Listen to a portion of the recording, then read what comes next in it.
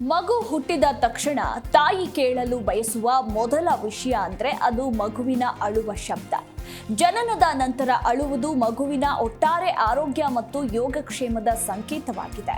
ಆದಾಗ್ಯೂ ಅನೇಕ ಪೋಷಕರಿಗೆ ತಮ್ಮ ಮಗುವಿನ ಜನನದ ನಂತರ ಅಳುವುದರ ಮಹತ್ವದ ಬಗ್ಗೆ ತಿಳಿದಿಲ್ಲ. ಇವತ್ತು ನಾವು ಮಗು ಹುಟ್ಟಿದ ತಕ್ಷಣ ಯಾಕೆ ಅಳುತ್ತೆ ಅಂತ ತಿಳಿದುಕೊಳ್ಳೋಣ. ಜನನದ ನಂತರ ಮಗುವಿನ ಅಳು ಕೇವಲ ನೋವು ಅಥವಾ ಅಸ್ವಸ್ಥತೆಯ ಸಂಕೇತವಲ್ಲ. ಇದು ಮಗುವಿನ ಒಟ್ಟಾರೆ ಆರೋಗ್ಯ ಮತ್ತು ಯೋಗಕ್ಷೇಮದ ನಿರ್ಣಾಯಕ ಸೂಚನೆಯಾಗಿದೆ.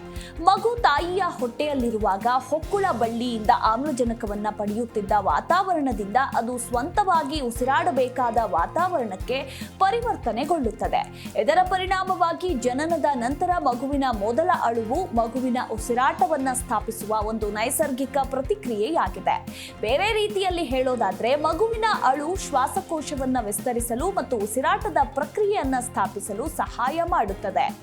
ಆಮ್ಲಜನಕವು ದೇಹವನ್ನ ಪ್ರವೇಶಿಸಲು ಮತ್ತು ಇಂಗಾಲದ ಡೈಆಕ್ಸೈಡ್ ಅನ್ನ ಹೊರಹಾಕಲು ಅನುವು ಮಾಡಿಕೊಡುತ್ತದೆ. ಆದ್ದರಿಂದ ಜನನದ ನಂತರ ಅಳುವು ಇಲ್ಲದಿರುವುದು ಮಗುವಿನ ಉಸಿರಾಟದ ವ್ಯವಸ್ಥೆಯಲ್ಲಿನ ಸಮಸ್ಯೆಯನ್ನ ಸೂಚಿಸುತ್ತದೆ.